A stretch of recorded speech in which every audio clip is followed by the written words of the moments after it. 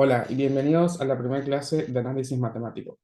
En esta clase vamos a estudiar conceptos fundamentales para el estudio o para el inicio del estudio del análisis matemático, y en este caso vamos a ver tres definiciones y tres conceptos muy importantes. El primero va a ser intervalos, el segundo va a ser inecuaciones y por último vamos a ver valor absoluto. En el primer caso vamos a ver los intervalos. ¿Qué es un intervalo? Un intervalo ya lo han estudiado en el curso de Introducción a la Matemática, pero lo vamos a repasar. Un intervalo es un subconjunto de números reales. ¿Qué quiere decir eso? Que dentro de toda la recta real, los intervalos son una parte de esa recta. Eh, para el estudio del análisis matemático es de gran utilidad debido a que en esta asignatura vamos a estudiar o vamos a analizar funciones. Por lo tanto, hay funciones que de acuerdo al tipo, a su clasificación, ya sea algebraicas, trascendentes, especiales, cualquiera, tienen diferentes campos en donde están definidas y donde y donde tienen sentido. Para eso vamos a ver los intervalos. Los intervalos nos van a ayudar para poder definir ese campo tanto en el eje de las X, o sea, los valores de X, que se llama dominio, y tanto en los valores de Y, que se llama imagen. Entonces, un intervalo es un subconjunto de números reales. Estos se pueden denotar de diferentes maneras, que ahora vamos a ir viendo, y también se pueden escribir de diferentes formas y se pueden clasificar de diferentes formas. Vamos a ver cómo se clasifican estos intervalos. Vamos a escribir acá cómo se pueden clasificar. En primera instancia, vamos a tener intervalos abiertos, o vamos a llamarlo primero acotados. Los primeros intervalos que vamos a tener se llaman acotados. ¿Qué significa que están acotados?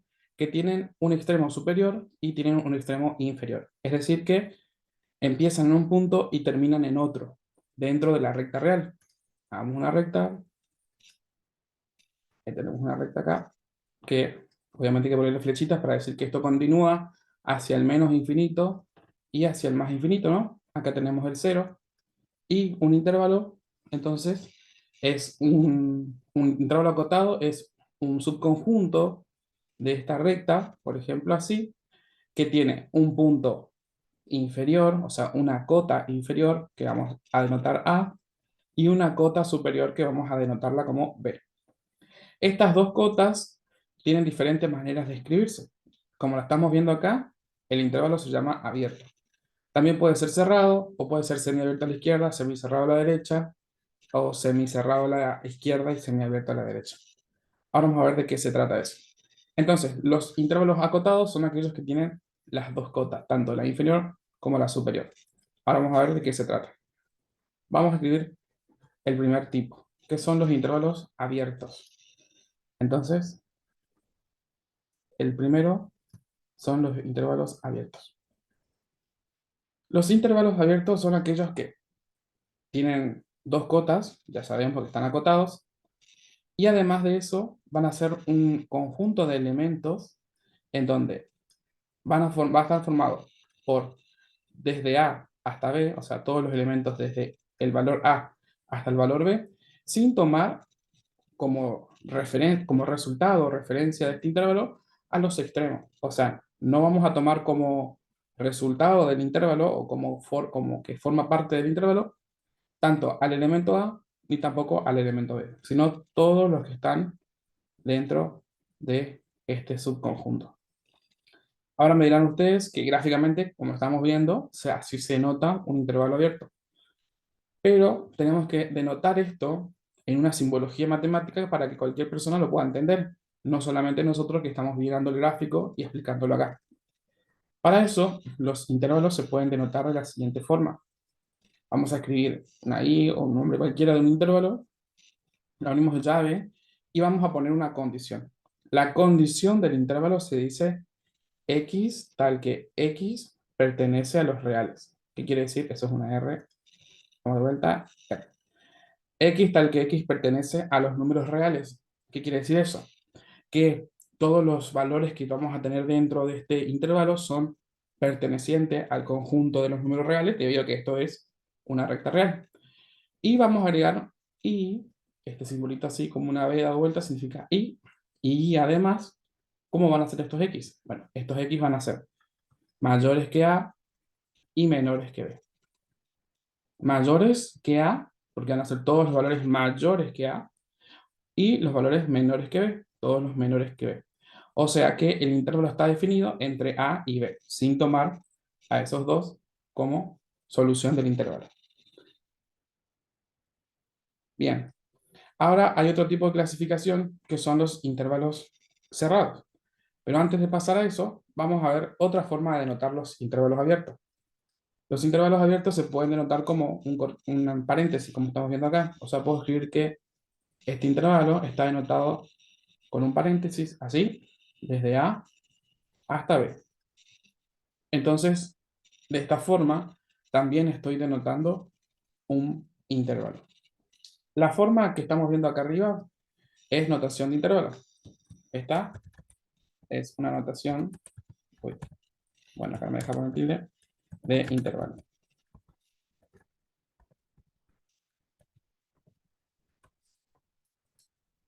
Acá abajo estamos viendo una notación gráfica. Y por último, estamos viendo una notación de conjunto, se llama. Una notación de conjunto. Entonces acá, esta se llama notación de intervalo, notación gráfica y notación de conjunto.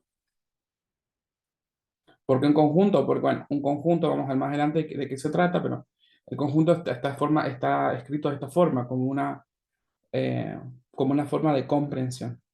Bueno, estos son los intervalos abiertos. Después tenemos los intervalos cerrados. Los intervalos cerrados son aquellos en donde las cotas forman parte del subconjunto. Es decir, gráficamente nos va a quedar así. Hacemos un gráfico.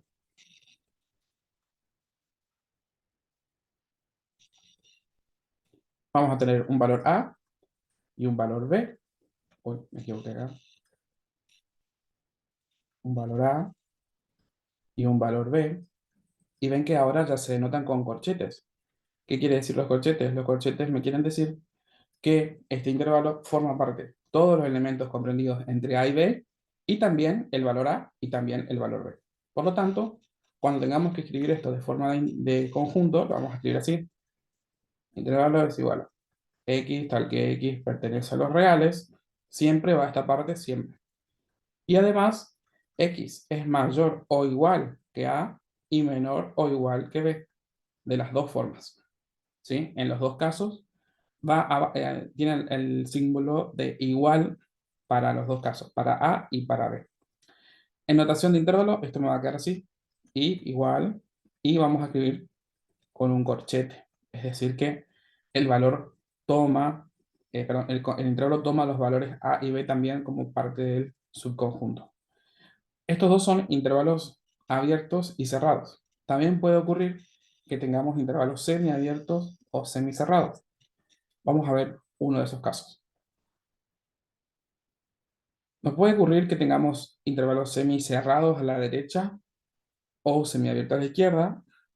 También podemos ocurrir el caso de semicerrado a la izquierda y semiabierto a la derecha. Por ejemplo, vamos a escribir acá semicerrado a la derecha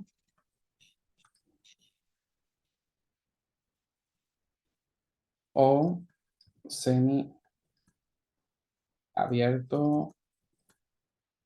a la izquierda.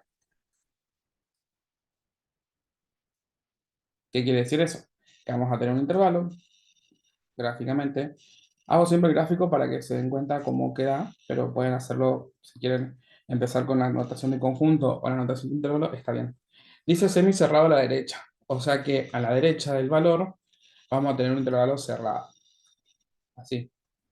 O semiabierto a la izquierda, que quiere decir que a la izquierda vamos a tener un paréntesis, algo así.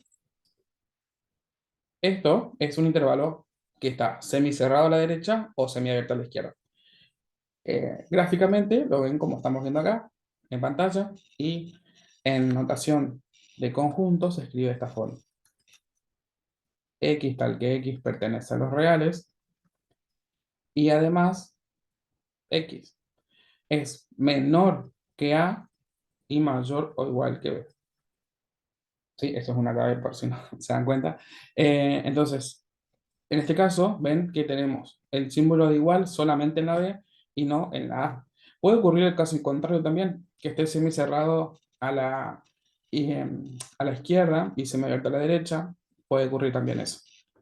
Las formas de escribirlo en notación de intervalos, obviamente es A, B paréntesis. B, perdón, B cochete. Bueno, tenemos esas dos formas también. Está el otro caso que lo pueden ir viendo en la práctica, en donde ocurren estos semiabiertos o semicerrados. Ahora vamos a ver los no acotados. Dentro de los no acotados tenemos 5 ejemplos. Entonces, vamos a escribir los no acotados. Los no acotados pueden ser semicerrado a la derecha,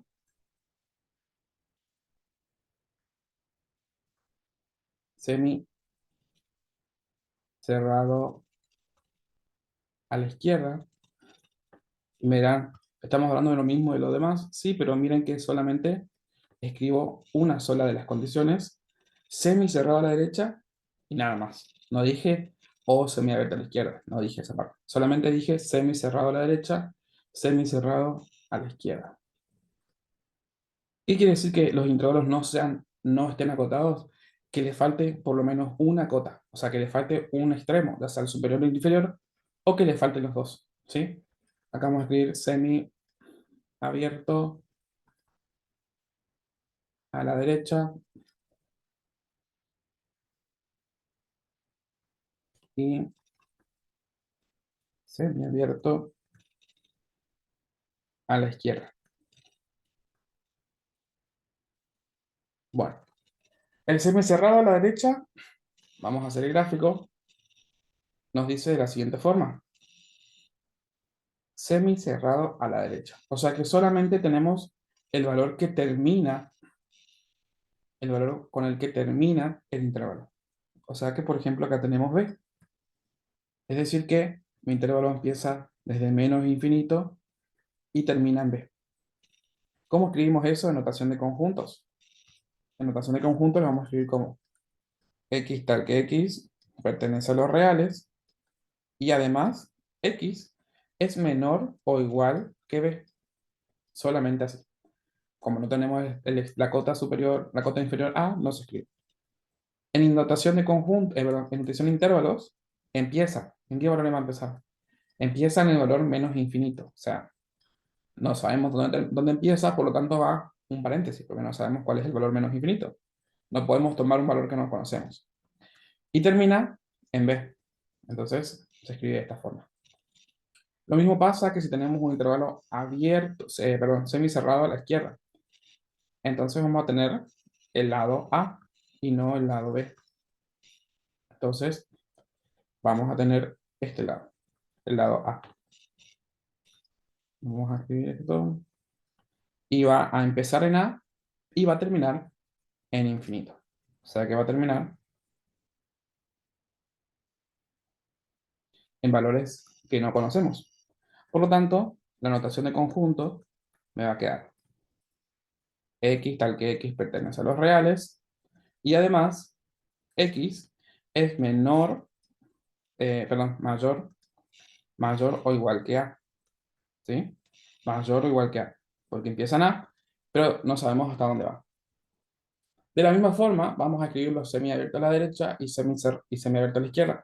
Nada más que, en vez de poner un corchete, ponemos un paréntesis, y acá, en vez de decir que son menores o iguales, van a ser menores o iguales, van a ser solamente menores. Y acá, mayores o iguales, solo mayores. En el caso de los semiabiertos a la derecha o semiabiertos a la izquierda. Por último, tenemos el último intervalo, que son aquellos que no tienen ninguna cota, o sea que son intervalos infinitos, se llaman.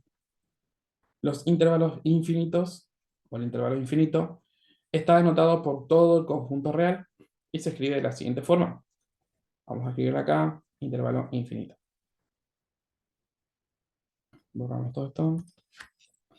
El intervalo infinito es aquel que no tiene cota, es decir, que es toda la recta real. Toda esta recta real está conformada por este intervalo. Todo. Lo pintamos toda la recta porque toda la recta está ocupada. Entonces, ¿cómo vamos a escribir eso en intervalos? En eso vamos a escribir como que x tal que x pertenece a todos los conjuntos, a todo el conjunto real. Y en notación de intervalo, lo vamos a escribir como desde menos infinito hasta más infinito. Desde acá hasta acá. Todos los números reales, toda la recta real forma parte de este intervalo que se llama intervalo infinito. Las funciones lineales, por ejemplo, su campo de definición y su campo de variabilidad están definidos dentro de este intervalo que son los intervalos infinitos. Bien, dicho esto de intervalos, vamos a pasar ahora a la parte de inecuaciones. Una inecuación es una desigualdad algebraica, expresada por dos términos, perdón, por dos miembros, separados por un símbolo de desigualdad. Como por ejemplo, ¿cuáles son los símbolos de igualdad que conocemos? Conocemos el símbolo de mayor, mayor o igual, menor, menor o igual, y el último se llama distinto. Cualquiera de estos cuatro símbolos de desigualdad son los símbolos que separan a esta inecuación. Ahora vamos a ver algún ejemplo, que es cómo se resuelve una inecuación. Supongamos que tenemos una inecuación como, vamos a hacer un poquito más grande, 4x más 3 mayor o igual que 5x menos 2. Bien, vamos a resolver esta inecuación. Como verán, una inecuación es igual que una ecuación, o sea, una ecuación es una igualdad algebraica porque los miembros están separados por un signo de igual. En este caso, los miembros están separados por un signo de desigualdad, que puede ser mayor, menor o distinto, como estuvimos viendo eh, recién anteriormente en la anterior filmina. Entonces, mayor o igual, menor o igual, mayor, menor o distinto. ¿Sí? Cualquiera de los tres. Bien. Ahora, ¿cómo resolvemos esta? Como una ecuación normal, todo lo que tiene x por un lado, lo que no tiene x por otro. O sea que esto me va a quedar de la siguiente forma. 4x me va a quedar acá, y este 5x que está sumando, entre comillas, pasa al otro lado restando.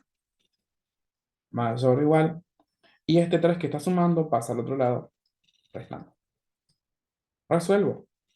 Acá me da menos 5, de acá 4 menos 5x, menos 1x. Ahora vamos a pasar este menos 1 que está multiplicando, va a pasar al otro lado dividiendo a este menos 5. Pero como tiene un signo negativo, cuando una x tiene un signo negativo, o el coeficiente de la x tiene un signo negativo y tiene que pasar al otro lado con su operación inversa, lo que va a ocurrir es que cambie el signo de la desigualdad, o sea que en vez de que sea mayor, va a ser menor. Me va a quedar así, x menor o igual que menos 5 sobre menos 1. O sea que x tiene que ser menor o igual que 5.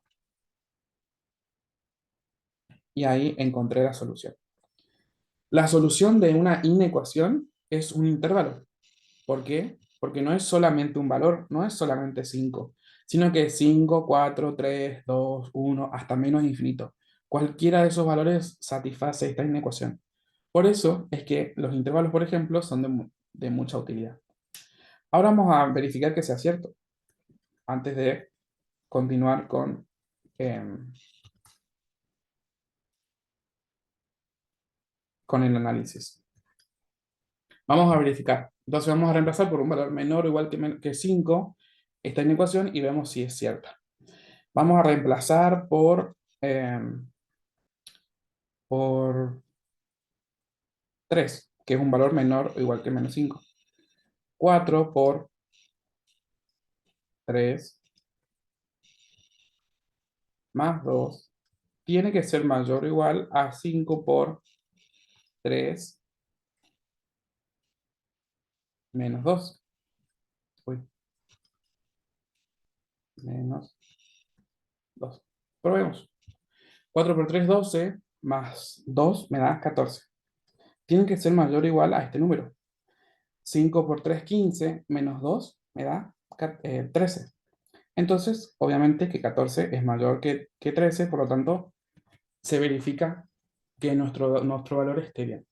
Ahora, una inecuación, la solución de una inecuación, se escribe de tres formas, como ya la vimos anteriormente.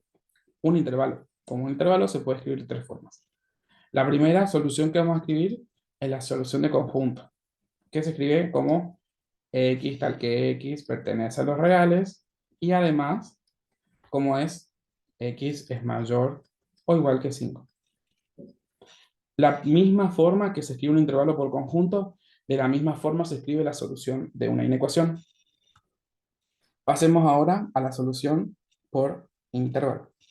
La solución por intervalo es, dice los valores menores o iguales que menos 5. O sea que va a empezar desde menos infinito y va a ir hasta el menos 5. Y como es menor o igual, lo toma, por lo tanto va a un corchete. Ahora lo escribimos de forma gráfica. Ya tenemos arriba el intervalo, así que es súper fácil escribirlo de forma gráfica. Hacemos una recta, empieza desde menos 5, perdón, desde menos infinito. Siempre tengamos que posicionar el cero. En algún lado de la recta posicionamos el cero para tener referencia. Y vamos a marcar el 5. Supongamos que está, perdón, acá es 5, no es menos 5, solamente 5. Vamos a marcar el 5 como referencia, acá. Bueno, dice los menores o iguales que menos 5. Hay dos formas de escribir esto, la que ya vimos, que es hacer un corchete y pintar todo el intervalo desde menos infinito hasta 5. Vamos pintándolo así. Y hay otra forma más, que es la que yo uso por lo general, que es una forma un poquito más prolija, pero de la misma forma se puede usar cualquiera de las dos. La que yo uso es la siguiente.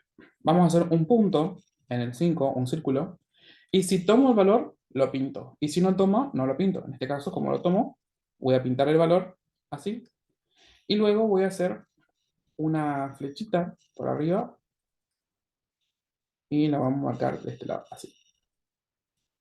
¿Qué quiere decir eso? Que tomo el valor menos 5 y todos los que están por encima del menos 5. Perdón, del 5.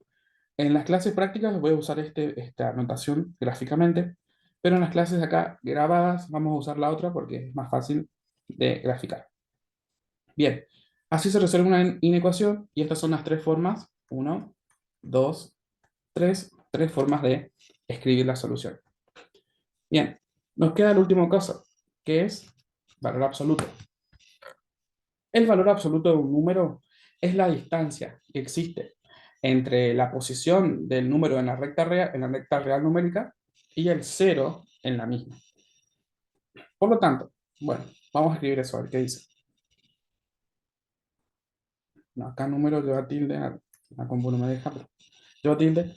Eh, Vamos a ver entonces qué es el valor absoluto de un número. El valor absoluto de un número A, entonces, se escribe así.